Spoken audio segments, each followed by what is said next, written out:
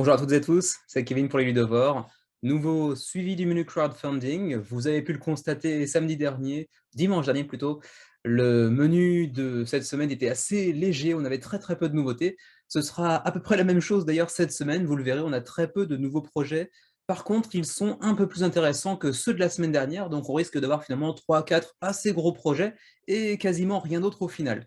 Ce qui est pas plus mal, ça nous permet de nous reposer un petit peu et de bosser sur autre chose. Vous aurez notamment prochainement une review pour Ostia, le nouveau jeu de Uchiba Koya à qui on devait notamment Aqua Garden.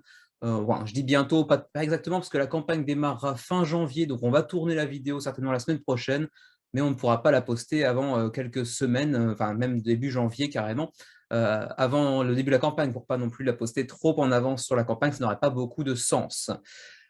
Voilà, sur ce, vous aurez compris que les menus crowdfunding depuis 2 semaines sont assez légers, mais du coup, en contrepartie, ça fait certainement un suivi du menu crowdfunding qui est presque plus long que les menus crowdfunding eux-mêmes, là, sur les 2 semaines à venir peut-être.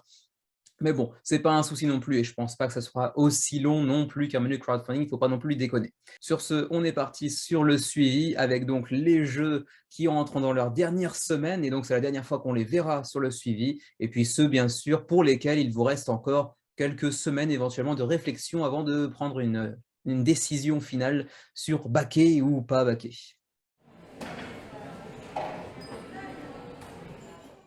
Premier jeu de ce suivi et il vous restera très peu de temps lorsque la vidéo sera mise en ligne, puisqu'il devra rester à ce moment-là, j'imagine, quelques heures à peine, hein, 5-6 heures peut-être maximum. Donc, faudra pas perdre de temps pour visionner la vidéo du coup. Il s'agit de Honey Buzz et son extension, donc Fall Flavors, première extension de Honey Buzz, mais vous pourrez aussi acquérir, je le rappelle, le jeu de base durant cette campagne. La semaine dernière, la semaine dernière, lors de sa présentation, le 13 novembre dernier, on était à 1830 contributeurs, donc ils ont fait une belle progression sur cette courte campagne assez ramassée, puisqu'on est désormais à 3070 contributeurs environ, pour un total de 214 000 $ d'accumulés, sachant que le jeu de base lui-même avait fait un beau score qui, je crois, a depuis été dépassé. On était à 2666 sur le jeu de base et désormais donc plus de 3000 sur cette extension, ce qui veut bien dire que le jeu a su se bâtir une réputation assez bonne pour que les gens, enfin pour ameuter suffisamment de gens susceptibles de prendre bien sûr l'extension uniquement, mais aussi de prendre le jeu de base pour ceux qui ne l'auraient pas encore. Donc pour ceux que ça intéresse, c'est quand même un plutôt bon signe. Pas de stretch goal en revanche, donc rien de spécial à dire de plus sur Honey Buzz Fall Flavors. Il vous restera donc, lorsque la vidéo sera postée, environ 4, 5, 6 heures. On continue avec Exploration Warzone, qui était une campagne présentée là encore le 13 novembre dernier. Et à ce moment-là, ils avaient 80 contributeurs, ils sont désormais à 136 contributeurs. C'est maintenant financé, ça ne l'était pas encore la semaine dernière, c'est le cas désormais avec 4 000 € d'engagés. Est-ce que pour autant ils n'annuleront pas? C'est pas une garantie, on a pu le voir beaucoup de fois récemment que parfois les campagnes sont financées mais annulées malgré tout parce que, bon, bien entendu, les éditeurs espéraient un petit peu plus. Vraiment, on traitera un jour ce sujet des campagnes financées mais annulées quand même, mais bon, pas tout de suite. Et donc Exploration Warzone, je rappelle, est disponible en français si vous êtes un petit peu amateur de ces thématiques d'exploration spatiale, de combats spatiaux, même si ici, c'est vrai que visuellement, ça vend pas du rêve, mais bon, ça a quand même su attirer 136 contributeurs, y compris peut-être quelques Français, oui, 12 Français, mine de rien, quand même. En êtes-vous? Si vous êtes partie de ces 12 personnes, dites-le nous en commentaire. Voilà, en tout cas, il reste 51 heures maintenant, donc à peu près, ouais, un peu moins d'une vingtaine d'heures, une quinzaine d'heures peut-être lorsque la vidéo sera postée. Toujours présenté le 13 novembre dernier, on vient ici faire un petit tour du côté de Clash of Decks et sa saison 2, le projet de Léandre Proust, notre français Cocorico. On était à 1900 contributeurs la semaine du lancement du jeu et désormais plus 1000 pour atteindre 2900 contributeurs à environ 30 heures de la fin de la campagne quand la vidéo débarquera sur YouTube. Donc vous aurez encore un jour à peu près, un peu plus d'un jour pour vous pencher sur le sujet et éventuellement ajouter donc une ou plusieurs de ces 6 nouvelles extensions pour Clash of Decks que j'espère vous aurez eu le temps de tester entre-temps. avec toujours bien évidemment la version française, puisque c'est un jeu français, c'est une évidence, mais bon, ça semble bon quand même de le préciser. Quelques petites, exclusivités qui sont venues s'ajouter, bien sûr au stretch goal avec, une, règle cette fois-ci en format papier, puisque jusqu'à maintenant on avait une règle en PDF uniquement. Attention, ce sera pour l'anglais et le français uniquement pour l'instant apparemment. On aura aussi apparemment un token plastique, afin de décider du joueur au départ, une sorte de pile ou face pour décider du joueur qui débute. Ensuite, on aura aussi, une, invitation au championnat du monde de Clash of Decks sur Board Game Arena qui débutera en juin prochain, avec des cadeaux et des goodies à gagner lors de ce tournoi. Et puis 200 000 €, on a débloqué aussi donc le développement d'une version application mobile en fait, hein, pour les smartphones de Clash of Decks, qui devrait donc arriver également. Donc pas mal de bonnes nouvelles qui viennent animer la campagne pour ces dernières heures. Donc encore une campagne rondement menée de la part de Léandre, même si bien évidemment il était impossible de base d'égaler les 20 000 backers de la première saison, pour la simple et bonne raison qu'à l'époque c'était gratuit ou presque, hein, c'était 2 € environ mondialement parlant. Là évidemment ce n'est pas gratuit, donc ça amène moins de monde, mais c'est quand même un très joli succès mine de rien. Donc environ une trentaine d'heures quand la vidéo débarquera, et 2900 contributeurs déjà, donc on va certainement dépasser les 3000 d'ici la fin de la campagne. Présenté il y a un peu plus longtemps déjà, Hanami Koji et donc ce standalone Geisha's Road avait été présenté le 31 octobre pour ceux qui voudraient voir la présentation détaillée de la campagne et du jeu, qui est disponible en français, hein, je le rappelle, était à 2020 contributeurs la semaine dernière, donc on a fait quasiment plus 300 pour atteindre 2310 contributeurs environ.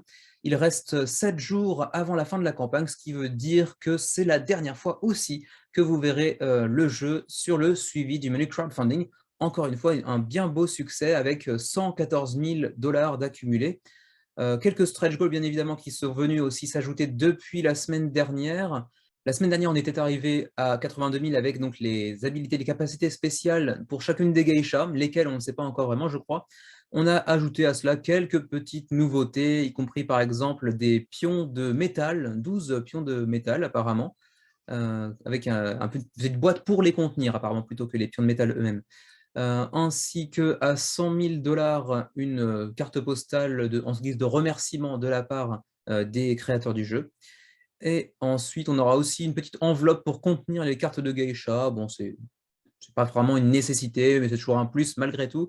Et aussi, grâce aux 200 fans sur Board Game Geek, ils ont également débloqué un petit marqueur de premier joueur. Bon, encore, c'est très esthétique, mais ça ne sert pas à grand-chose véritablement. Donc voilà pour Hanami Koji et les petits stretch goals de la semaine. Dernière fois que vous le verrez donc sur le suivi du menu, 2310 contributeurs environ à 115 000 $ de financés. Il reste encore une semaine, donc ça devrait assez facilement passer les 2500, je pense.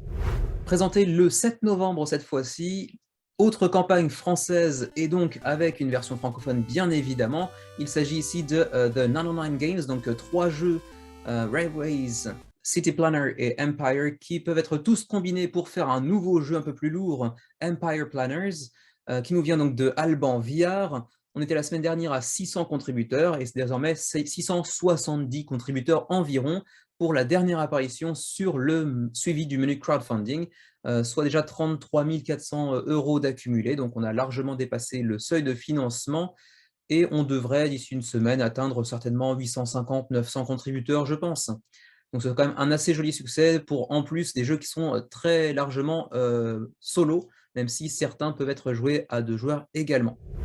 Toujours présenté le 7 novembre dernier, Karygar Etage, qui vous propose d'incarner les architectes et les ouvriers constructeurs du Taj Mahal, était à 235 contributeurs la semaine dernière et désormais 250. Même commentaire que la semaine dernière, ça évolue pas des masses, après un début pas si mal d'ailleurs, même un mode solo débloqué, mais malgré tout, ça fait pas décoller la campagne du tout. Et c'est la dernière fois qu'on le verra sur le menu crowdfunding, vu la vitesse de la campagne actuellement, malgré les 15 000 $ engrangés, on ne devrait pas dépasser les 300, 350 d'ici la fin de la campagne, qui plus est indisponible en version française.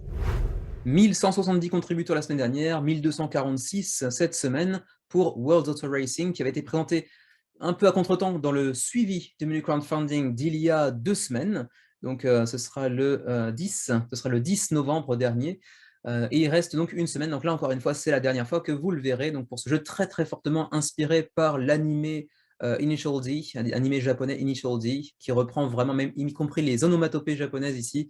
Bon, c'est pas très très joli, mais si vous êtes fan du genre, ça peut être assez fun. D'ailleurs, quand même, 1246 contributeurs, c'est pas ridicule pour un premier projet en provenance de World Auto Racing, donc c'est visiblement leur seul projet ou leur projet phare pour les années à venir, j'imagine.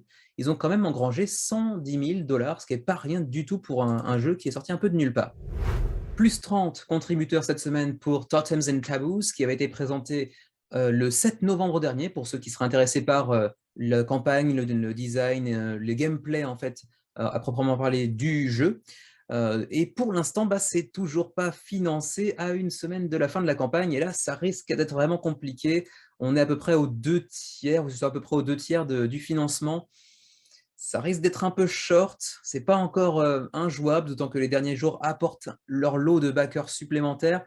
Il n'est pas impossible qu'on arrive à toucher les 500, 550 si tout se passe bien, mais comme on n'a pas débloqué de stretch goal non plus, parce qu'on n'a pas financé, ça risque d'être très poussif dans les derniers jours également. Mais c'est pas encore totalement désespéré.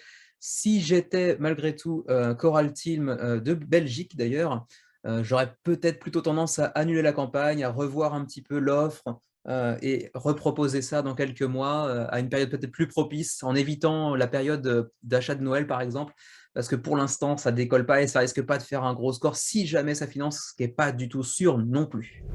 Toujours présenté le 7 novembre dernier, on passe à Wild Realms du côté de chez GameFound. Et Wild Realms était à 170 contributeurs la semaine dernière, 215 cette semaine. C'est financé à 116%, hein, donc ça avait déjà financé la semaine dernière si je me souviens bien. Donc là, pas de problème, vous en êtes sûr, hein, 215 backers, il reste une semaine. C'est là encore une fois la dernière fois qu'on le verra sur le suivi du menu crowdfunding. Pas un gros succès, malgré une direction artistique qu'on peut ne pas apprécier, mais qui n'est pas non plus vilaine, hein. Vous le voyez, les illustrations des animaux sont quand même pas mal en général, même si c'est assez particulier. Je dirais pas que c'est vilain du tout. On a enfin débloqué, je crois, quelques petites upgrades. Voilà, c'est la première, en fait, c'est la seule pour l'instant qu'on a débloqué. La Deluxe Upgrade 1 sur 2, avec donc des petits dés marbrés qui sont assez joliment réalisés. Et puis également une finition, donc le maillage de lin sur les cartes pour une belle résistance des cartes et puis une meilleure qualité de manière générale. Peut-être qu'on atteindra également d'ici 4 000 $, une Legendary Upgrade qui nous permettra d'avoir cette fois-ci des fallbacks, donc des cartes, enfin le verso, le recto des cartes un peu en surbrillance, pourrait-on dire, ce qui est plus agréable pour les cartes légendaires uniquement, hein, bien entendu, pas pour toutes les cartes. Et peut-être une autre Deluxe Upgrade numéro 2 sur 2 à 30 000 $, mais là, ça risque d'être un petit peu plus compliqué. Je ne suis pas persuadé qu'on les atteigne. On verra bien pour donc Wild Realms, encore une semaine. Petit détour du côté de chez Ulule, avec bien évidemment un projet en français, hein, vous vous en doutez, puisqu'on est sur Ulule. On était à 56 contributeurs pour ce projet présenté il y a donc une semaine et demie, hein, le 13 novembre dernier. Parabellum est désormais à 83 contributeurs, 83 contributions tout du moins, il y a peut-être plusieurs backers qui se mettent sur un seul pledge par exemple. Il reste 8 jours, donc vous le verrez potentiellement encore une fois, c'est pas encore sûr, je ne sais pas à quelle heure c'est censé se terminer, 8 heures, mais 8 heures françaises ou 8 heures heure de chez moi au Japon, je ne sais pas, on verra bien, mais c'est potentiellement la dernière fois que vous le verrez, peut-être pas, on verra bien. Voilà pour Parabellum, en tout cas cette fois-ci c'est financé, ce n'était pas le cas la semaine dernière, cette fois c'est bon, 3 766 €, donc 107% de financé. C'est bon pour Parabellum, pour ceux donc d'Uchronie, où on va essayer d'empêcher la Première Guerre mondiale, si je me souviens bien. Toujours présenté le 13 novembre dernier, Resurgence était à 700 contributeurs, désormais 1270, donc une assez jolie progression, même si je persiste à dire que le jeu aurait pu et peut-être aurait dû faire un plus joli succès. Il faut dire qu'on n'a pas tellement entendu parler de ce jeu avant son arrivée sur Kickstarter, ou très peu de temps avant son arrivée, alors que pourtant il nous provient d'un créateur assez connu, dont j'oublie souvent le nom, Stanislav Kordonski, connu pour notamment Rurik, mais également pour Endless Winter, qui n'est pas encore arrivé chez les backers, mais qui avait fait un énorme succès sur Kickstarter. ou encore, c'était laquelle déjà? C'était la série de Valeria, mais j'ai oublié le titre de ce jeu en particulier. Bref, toute une série de jeux très populaires, y compris surtout Rurik et Endless Winter qui a fait des gros succès. Ils proposent souvent, des jeux vraiment, vraiment bien pensés avec des twists sur certaines mécaniques déjà connues et c'est encore le cas avec Resurgence. Je vous invite d'ailleurs à aller visionner la vidéo de Nyx sur le sujet, qui explique pourquoi il a backé, Resurgence. Excellent jeu a priori, même si, je l'ai déjà dit dans le menu crowdfunding, je ne suis pas du tout séduit par la direction artistique, mais alors vraiment pas. Mais au-delà de ça, c'est vrai que le jeu a l'air quand même super sympa. Donc il reste à l'heure actuelle 8 jours, donc vous le verrez encore certainement une fois la semaine prochaine, mais ils ont déjà financé assez largement, mine de rien, 58 800 € sur 42 000 de seuil de financement, donc c'est assez largement financé. Mais c'est vrai qu'on aurait pu s'attendre à mieux si on se base uniquement sur le nom de l'auteur, mais il faut bien dire qu'il s'est lancé avec son propre label, j'allais dire, sa propre boîte d'édition qu'il a créée lui-même, donc Half a Kingdom Games. Et du coup, bah, pour un premier projet, c'est pas si mal pour un éditeur inconnu, mais c'est vrai que, je me répète, l'auteur, lui, ne l'est pas, ça aurait pu faire mieux. Donc là, on n'ira certainement pas taper plus haut qu'un petit 1600, 1700, 1800 peut-être. Toujours présenté le 13 novembre dernier, là encore, Starfighters Rapid Fire était à 500 contributeurs la semaine dernière, 590 environ cette semaine, donc petite progression. Ce sera certainement le jeu qui connaîtra le plus faible succès pour Alicat Games, qui est généralement habitué plutôt aux jeux à 2000, 3000 contributeurs. Pourtant, il n'a pas l'air vilain, très honnêtement, hein. Vous l'avez vu notamment au niveau de la direction artistique, c'est plutôt joli. Les mécanismes n'ont pas l'air non plus mauvais au demeurant. Donc, je ne m'explique pas spécialement les raisons de ce semi-échec. Je ne vais pas dire un échec non plus, mais d'autant que le jeu n'est pas spécialement très très cher non plus, hein, 29 livres, soit environ 35-36 € pour la version de base, même si en général pour Alicat Games, l'édition Deluxe ne coûte que 6-7 livres de plus. Là, c'est 6 livres de plus. Donc, il faut très honnêtement aller directement sur l'édition limitée Kickstarter qui vous offre plus avec un meilleur matériel. Ça vaut largement le coup. D'ailleurs, vous voyez, il y a un seul contributeur pour l'édition retail, donc l'édition magasin, contre 299 pour l'édition Kickstarter limitée, bien évidemment. Et donc, je ne m'explique pas très bien ce manque de succès pour Starfighters, qui n'a pas l'air dégueulasse au demeurant. Bref. 688 contributeurs donc à 8 jours de la fin, vous le reverrez encore une fois la semaine prochaine, mais c'est en tout cas largement financé déjà, mais ils doivent être quand même un petit peu déçus du côté quand même de chez Alicat Games. Présenté le 7 novembre dernier, Snackbox avec cette série de très petits jeux, 4 petits jeux pour lesquels ils ont indiqué maintenant enfin le nombre de joueurs pour chaque jeu. C'était indiqué plus bas durant la campagne, mais c'est toujours mieux quand c'est explicité directement en haut de campagne. Bah, c'est toujours pas financé, on était à 240 contributeurs la semaine dernière, plus 20 cette semaine pour aller à 260. Il reste encore 4 000 $ australiens pour espérer financer. On est à environ allez, à 4/5e, un peu plus, peut-être du seuil de financement, ça devrait pouvoir se faire quand même. On devrait pouvoir atteindre les 300, 350 peut-être. C'est pas mirifique, mais en même temps, c'est leur deuxième projet uniquement. C'est un projet australien, c'est assez petit. Leur premier projet, j'en ai jamais entendu parler non plus. Donc bon, c'est pas non plus très étonnant au demeurant. Donc voilà pour Snackbox, c'est pas encore financé. Si vous aimez les tout petits jeux très portatifs, jouables en 15-20 minutes, je crois, par jeu, ça peut se tenter, pourquoi pas. Allez voir. Il vous reste un peu plus d'une semaine. Jeu qui avait été présenté, jeu au pluriel avec un X, qui avait été présenté, donc je le rappelle, le 7 novembre pour ceux qui voudraient aller voir la vidéo concernée. On continue avec World Cup que je n'ai jamais présenté, mais comme souvent quand je découvre un projet un petit peu sur le tard, que je n'ai pas pu le découvrir lors de sa semaine de lancement, eh bien je le présente brièvement dans le suivi de la semaine qui arrive en fait. Et ici donc World Cup, évidemment la Coupe du Monde de football. On est désormais à 99 contributeurs pour ce jeu qui a été lancé il n'y a pas si longtemps, je crois, hein. C'était le 1er novembre. Ah si, quand même, ça fait un bout de temps, ça fait presque 3 semaines qu'il est lancé, et il n'est pas encore financé, donc a priori, ça ne devrait pas se faire, même si on est à peu près au 4/5e, là encore, 7 690 $ sur 10 000. Voilà un petit jeu qui vous propose de jouer à la Coupe du Monde de football avec le coup de boule de Zidane. Par contre, bon, c'est vraiment pas très joli, hein, c'est fait avec Paint, j'ai un peu l'impression. Et j'ai l'impression que ça reprend la Coupe du Monde 2018. On voit toutes les équipes avec un petit 2018 en haut, avec comment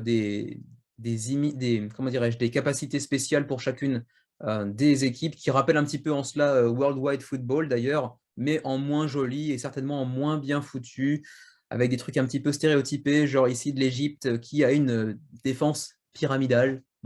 Ouais, bof. Je sais pas très bien ce que ça vaut, mais bon, ça peut être assez marrant. Un petit jeu de cartes qui vous propose de simuler une coupe du monde de foot assez rapidement. C'est pas très joli, mais bon, voilà. Allez voir si ça vous tente. C'est pas disponible en français de toute façon. C'est fait aux États-Unis, qui sont généralement pas des grands connaisseurs de football, mais allez savoir, on n'est pas à l'abri d'une bonne surprise après tout. Mais bon, là, je pense pas me risquer à grand-chose en disant que c'est peut-être pas le cas ici. Bref, on verra bien. Donc il reste 8 jours et donc environ 100 contributeurs, mais c'est pas encore financé. 175 contributeurs la semaine dernière, 196, donc un petit plus 20, plus 21 depuis la semaine dernière pour Elemental, pour sa deuxième campagne. La première avait été annulée. Cette fois-ci, c'est financé avec donc 200 contributeurs environ pour 21 000 $ à 8 jours de la fin de la campagne, pour ce jeu qui rappelle un petit peu Arakan Wars au niveau des mécanismes, avec une direction artistique qui n'est pas vilaine, mais qui n'est pas magnifique non plus.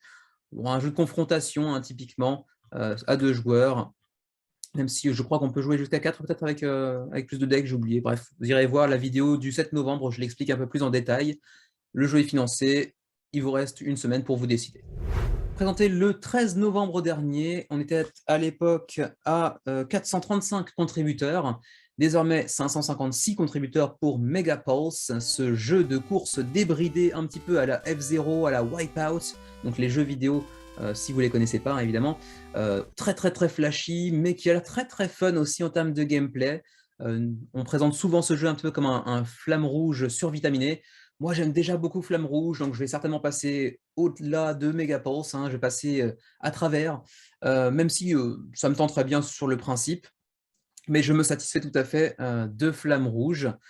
Et en plus de ça, il faut bien dire que le jeu est très cher pour ce qu'il propose. Un jeu de course qui, si vous prenez le all-in, je rappelle, vous coûtera quand même environ 125 €, hein, plus ou moins, pour un jeu de course.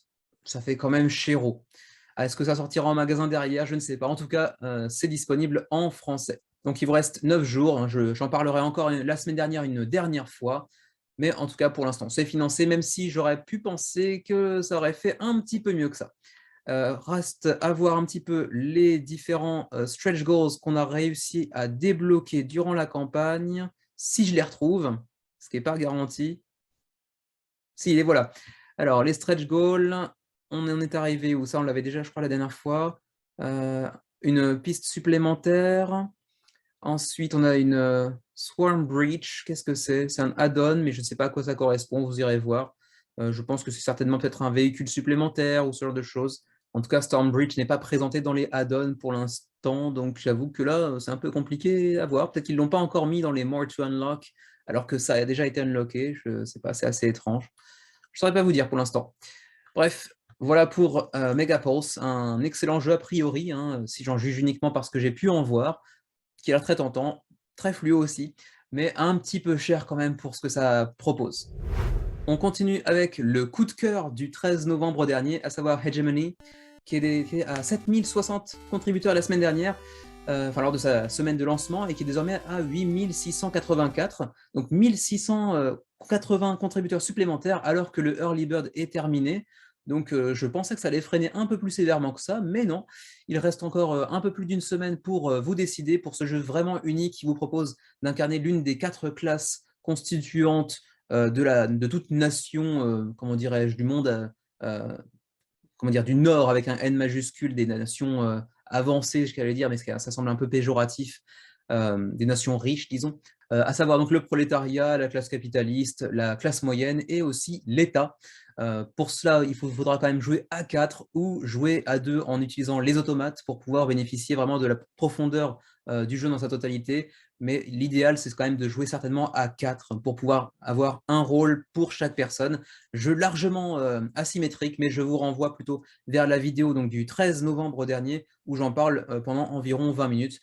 Où vous avez aussi, pour avoir plus de détails, la vidéo de Nix qui en a fait une belle présentation également, pour présenter aussi la raison pour laquelle, enfin les raisons pour lesquelles plutôt il back Hegemony également. Donc allez voir éventuellement la vidéo de Nix en parallèle. Donc il vous reste plus d'une semaine pour prendre une décision sur ce jeu vraiment atypique. qu'est Hegemony, pardon. Et déjà, en tout cas, 500 000 € d'accumulés pour un jeu qui se base sur en fait, une thématique de politique, de sociopolitique. C'est assez inattendu et c'est plutôt un énorme succès. On peut vraiment les féliciter pour cette prise de risque vraiment bien récompensée. Quant au stretch goal, je crois qu'on s'était arrêté la semaine dernière plus ou moins au tableau double épaisseur, enfin au plateau double épaisseur, pardon. On a depuis débloqué aussi un deck alternatif d'événements avec une vingtaine d'événements qui viendront affecter, impacter le jeu. Également des jetons screen print, donc avec la petite impression sur le dessus pour le jeton de tour ainsi que le jeton de multiplicateur de taxes. J'ai pas très bien suivi là, ce côté-là. Et puis, on a aussi des illustrations uniques désormais pour toutes les compagnies, pour toutes les entreprises. Elles bénéficieront toutes d'une illustration qui leur sera propre. Donc voilà pour Hegemony, excellent résultat. On va certainement atteindre, très certainement atteindre les 10 000 contributeurs d'ici la fin de la campagne. En serez-vous? Moi, j'aimerais bien. Je crois que Xavier en est encore, même si il commence à se dire qu'il y a peu de chances que le jeu sorte assez régulièrement. Moi, j'espère qu'il continuera à garder son pledge parce que lui, il a le early bird. J'ai pas envie de m'y mettre parce que moi, je l'aurais pas. Et je pense qu'on pourra le sortir assez facilement parce qu'on a quand même les automates derrière pour jouer à 2 plus 2 automates. Ça me paraît quand même être une bonne idée, même si effectivement, jouer à 4 joueurs humains, ce sera peut-être plus compliqué, mais je serais quand même vraiment très très tenté. J'ai très envie de l'essayer. Voilà, il reste une semaine et demie pour vous décider pour Hegemony. Toujours présenté le 13 novembre dernier, Otterwood sur Ulule, donc projet français, francophone bien évidemment. On est à 101 contributeurs contre 60 la semaine dernière, c'est financé, c'était pas le cas je crois la semaine dernière, et il reste 10 jours avant la fin de la campagne, pour ceux d'entre vous qui apprécient éventuellement le cinéma, le monde du cinéma bien entendu, est également très très moche les liaisons, les deux liaisons qui sont très très moches ici, et également, sans liaison, les animaux anthropomorphes qui vont ici remplacer les acteurs et actrices des différents remakes que vous allez essayer d'opérer durant la partie. Donc, il reste encore 10 jours et le jeu est déjà financé. 790 lors de sa semaine de lancement, 1170 environ cette semaine pour The Realm of Shadows avec ce trio de jeux solitaires donc, que je présentais le 13 novembre dernier.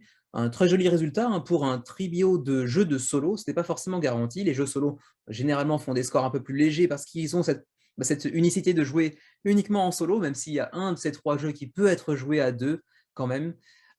Ils se basent tous sur le même univers, sur le même héros, mais avec 3 gameplays différents. Une direction artistique vraiment très soignée, même si, vous le voyez, c'est très noir et blanc, mais avec certaines couleurs primaires qui détonnent un peu plus, comme le rouge, le bleu, etc. C'est quand même assez joli, c'est assez sympa sur le papier, je serais tenté, même si je ne suis pas un énorme joueur solo, ça m'arrive quand même assez souvent de jouer en solo, et ces jeux ont une durée qui me convient plus. J'aime bien les jeux solo qui durent un peu moins d'une heure, même si je joue parfois à des jeux un peu plus longs. J'aime bien quand ça dure 40-45 minutes par exemple, et ça correspond pas mal à ce que j'aime bien en termes de mode solo. On verra bien. Je vous renvoie vers la vidéo du 13 novembre dernier pour avoir un peu plus d'informations concernant The Realm of Shadows. En tout cas, c'est largement financé avec 43 000, non, 42 400 dollars environ à 10 jours de la fin de la campagne. Présenté le 7 novembre dernier, Bitcoinopoly n'est toujours pas financé. On est aux 3/4 désormais avec 3 600 dollars sur 5 555. Présenté le 7 novembre dernier, je disais, donc on a pris un petit plus 15 environ, je crois, depuis la semaine dernière, ce sera environ, pour atteindre 107 contributeurs, mais à 10 jours de la fin de la campagne, est-ce que ça va financer? C'est pas garanti. Et bon, c'est pas très très joli, vous l'aurez certainement déjà vu si vous suivez le menu crowdfunding. Ça vend pas du rêve, mais visiblement, ça attire quand même plus de 100 personnes. Est-ce que ça financera? Est-ce que ça financera pas? On verra bien. C'est mal parti. Autre jeu assez mal parti, et pourtant j'y vois du potentiel. Il s'agit de Vermine, le jeu de deck building sur Ulule, encore une fois projet français francophone.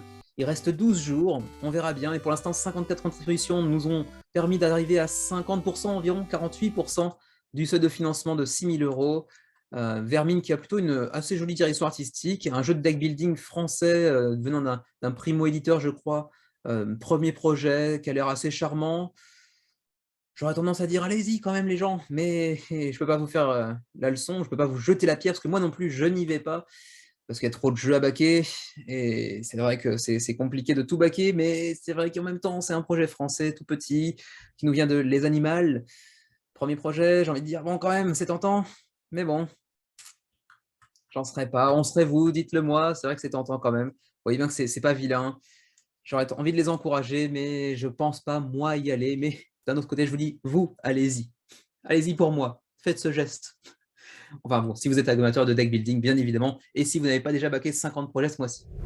Présenté le 7 novembre dernier, Skyrim était à 4655 contributeurs la semaine dernière, 5113, donc on continue sur ce rythme assez décevant, ce score assez décevant, même si on va, ne vous inquiétez pas, on va atteindre le million de livres assez facilement d'ici la fin de la campagne. Il reste 12 jours, donc ça va y aller, pas de problème. Mais la campagne reste sur une évolution bof, avec des miniatures bof, avec une aventure moyen bof. Ah, on sent le spécialiste de jeu quand je fais des commentaires, hein, c'est profond. Bref, Modifus Entertainment, c'est assez décevant sur cette campagne. Ça révolutionne vraiment pas le genre, ça n'apporte rien de vraiment particulier, si ce n'est la licence, qui aurait pu bénéficier d'un traitement bien meilleur. Et si vous voulez un traitement bien meilleur sur cet univers qui est donc The Elder Scrolls, même s'il ne sera pas sur Skyrim, attendez plutôt peut-être le jeu de Cheap Theory Games qui arrivera l'année prochaine. Ce serait certainement un peu mieux en gage de qualité. Cheap Theory Games, normalement c'est mieux quand même. On verra bien, mais pour l'instant, ça fait quand même un résultat qui est à souligner. Plus de 5000 backers, ça arrivera certainement à plus de 6500, peut-être 7000 en fonction des stretch goals qui seront débloqués. Et justement, en parlant des stretch goals, on a quelques petites nouveautés, bien évidemment. La principale nouveauté, bien évidemment, c'est l'ajout de ces pièces de métal. Elles seront 42 et comme d'habitude, GameFound bouge l'écran tout seul, ça me saoule. Donc 42 pièces de métal, donc c'est plutôt une belle addition, ça ajoute de la vraie valeur au pledge, mais bon, au-delà de ça, ça n'ajoute pas vraiment de qualité intrinsèque au jeu. Donc il reste 12 jours, près de 900 000 livres malgré tout, donc c'est quand même un très joli résultat, mais ça aurait pu faire tellement mieux. On enchaîne sur le projet français de Youssef Fary et de ses éditions Alone Editions, avec bien entendu la version française, vous vous en doutez. Hein. On était à 900 contributeurs, je crois, 980, pardon, 980 lors de la semaine du lancement de la campagne pour ce jeu solo, hein, comme toujours avec Alone Editions, bien évidemment. On est désormais à 1200 contributeurs à 2 semaines de la fin de la campagne. C'est largement financé, on est à 31 750 € sur 18 000, donc c'est presque le double, un petit peu moins du double, pour ce jeu qui, ma foi, me semble vraiment très intéressant, très différent de ce qu'a pu faire Youssef par le passé, et encore plus attirant de ce point de vue-là d'ailleurs, puisqu'on avait pu voir donc The Road et Way of the Samurai qui pouvaient reprendre pas mal de mécanismes en commun, mais c'était une expérience tout à fait différente. The Road était bien plus narratif, plus créer votre propre aventure que ne pouvait l'être Way of the Samurai, mais ça reprenait quand même pas mal de choses. Ici, ça innove quand même pas mal par rapport à ce qu'il avait déjà fait. En plus, la boîte est vraiment rikiki. C'est encore plus petit que Way of the Samurai et The Road, qui étaient déjà relativement petits. En plus, c'est pas très cher, les frais de port sont plutôt cadeaux. Donc 16 € la boîte, plus je crois 2, 3, 4 €, j'ai oublié les frais de port. Ouais, 3 € si vous êtes en France. Donc vraiment, c'est pas cher. Allez-y, si vous êtes assez amateur de jeux solo et que vous voulez soutenir un éditeur, petit éditeur indépendant francophone, français, allez-y. Spirit of Eden, 1200 contributeurs, j'en serai certainement d'ici la fin de la campagne. Et puis on termine cette semaine par Weather Machine, le gros projet qu'on avait présenté le 13 novembre dernier. Ce n'était pas le coup de cœur de cette semaine du 13 novembre, puisque c'était Hegemony, mais c'était quand même le gros projet de cette semaine. Et pourtant, c'est vrai qu'il est encore derrière Hegemony à l'heure actuelle, avec 6475 contributeurs environ contre 5135 la semaine dernière, donc une très belle évolution de plus 1300. Donc c'est quand même une très belle évolution. En plus, il reste quand même encore 25 jours de campagne, donc ça va dépasser Hegemony d'ici la fin de la campagne. Pour un jeu de Lacerda, bien entendu, hein. Allez voir la vidéo du 13 novembre, j'en parle pendant environ 20 minutes là encore. Lacerda, donc gros jeu bien évidemment, brûle neurones, avec beaucoup de matos, une grosse présence sur table. Mais bon, je vous laisse aller découvrir la vidéo du 13 novembre pour en apprendre un peu plus. Mais bon, quand je vous dis Lacerda, normalement, ça doit vous évoquer pas mal de choses, y compris jeux longs, complexes. Donc, à vous de voir. Et puis cher aussi, avec un format énorme qui rentre pas dans une calaxe, notamment. Mais bref, Lacerda a beaucoup de fans. J'aimerais bien en essayer un ou deux d'ici quelques mois quand même pour me faire ma culture lacerdienne. parce que vraiment c'est un auteur qui mérite d'être essayé, au moins. À défaut de devenir un fan, il faut au moins en essayer un ou deux à mon avis, pour se faire une vraie opinion, même si c'est vrai que c'est des jeux qui font un petit peu peur, de prime abord, de par leur complexité notamment. Donc voilà, Weather Machine, très beau résultat. On est encore à 25 jours, vous avez largement le temps de vous y pencher. On est désormais à 877 000 $. On va peut-être faire un petit tour rapidement sur les stretch goals. Je ne sais plus s'il y en avait sur cette campagne, mais je crois que oui. Là, c'est les pledge levels. Les stretch goals sont ici. Alors, donc, on a des nouvelles cartes de différentes sortes. On a aussi un jeton de prix Nobel qui a désormais été transformé en pièce de prix Nobel en métal. Bon, c'est à peu près tout. Et en plus, c'est à 1 million, ce n'est pas encore acquis. Donc, ils ont été un petit peu radins. Enfin, bon, je dis radin, non, non, pas radin. Les jeux de Eagle Gryphon Games, particulièrement quand ce sont ceux de Lacerda, sont déjà avec des composants de très très belle qualité de base. Donc, c'est pas du tout radin, mais c'est vrai que pour l'instant, en ayant presque atteint, je crois, donc 800 000 $, je crois, on a seulement 3 stretch goals de débloquer. Ça paraît un peu léger. Pour l'instant, ils auraient pu en mettre un peu plus. Mais bon, c'est déjà du très beau matos. Il y en aura encore certainement quelques-uns, puisqu'il reste plus de 3 semaines avant la fin de la campagne, pour donc Weather Machine, ce nouveau jeu de Vital Lacerda, avec toujours les illustrations de Yann O'Toole derrière. Ça va bien ensemble aussi.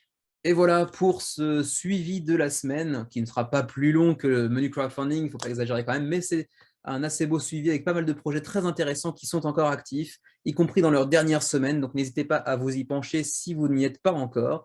Donc sur ce, moi je vais vous laisser, il n'y a pas grand-chose à ajouter. On se retrouve dans quelques jours avec le menu crowdfunding, qui sera cette fois-ci encore très léger, mais riche en projets assez intéressants. Du coup, on se retrouve dimanche prochain, et d'ici là, jouez bien, et à la prochaine.